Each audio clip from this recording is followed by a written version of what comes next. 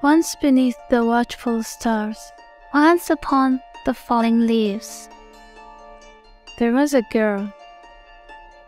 There was a caterpillar.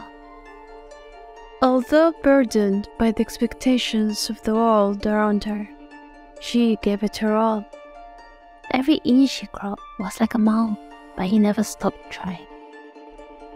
But she was sensitive, always worrying about her place in life.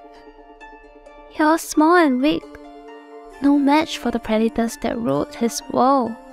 She had no one to lean on. He was on his own. She became quiet and retreated into herself. If it weren't for the footsteps she left behind, one might not even notice where she'd been. He simply lived, unable to transcend the limits of his larval form, quietly struggling. Sometimes they meditated. When they opened their minds, the world went away. They became as stars in the still darkness, blazing with their own truths. But humans hate the truth. And animals had no need for individuality.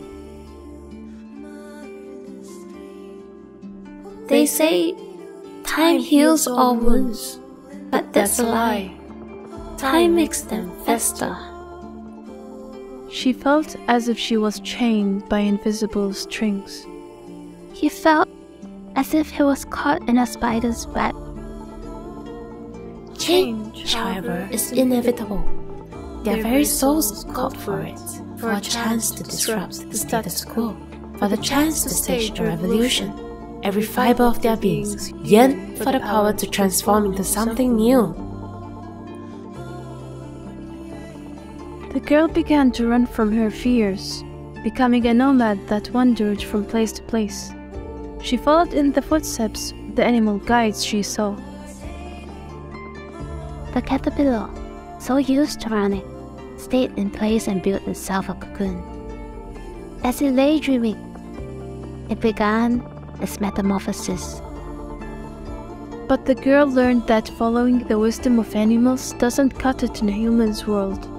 She realized she had never been more alone. The moth emerged from its restful state with a broken wing and could not fly. Life was even harder for him now.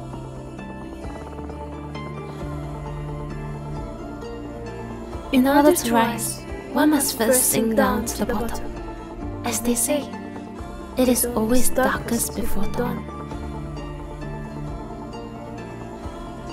The girl, too shy to ask for a room in town, curled up and slept beneath a tree.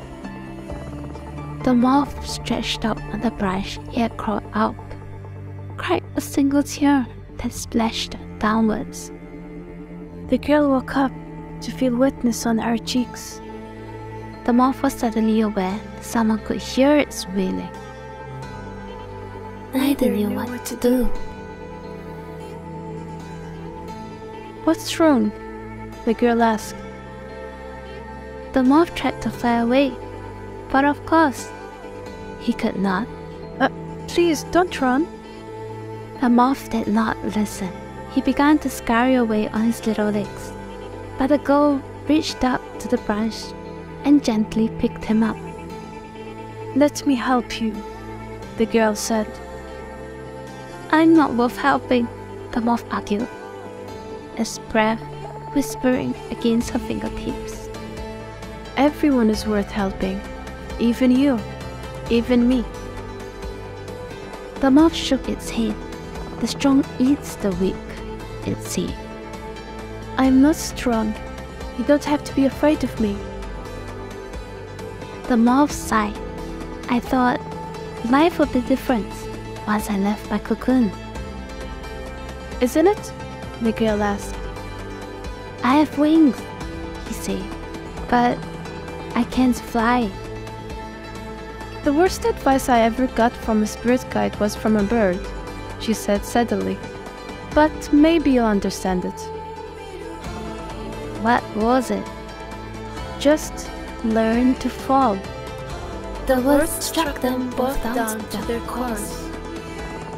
Land fail. Learn to fail. Learn to accept help from those around you. The girl reached her other hand out to stroke the moth's damaged wing. A brilliant blue light began to emanate from her fingers. The moth gasped as the light stained its wings, changing their color from white to the beautiful deep color of the universe. The girl realized she could see the pattern of endless stars and galaxies twinkling within. The moth flapped his wings a few times, and to his shock, he began to rise into the air. As he perched on the girl's head, the blue seemed to seep from his wings, down into her white hair, staining one side, and then he sprang out, mimicking his own. Sometimes we can't help ourselves until we help someone else. Sometimes change takes two. I hope that one day you'll realize what you need for your own transformation too. Just the way I did.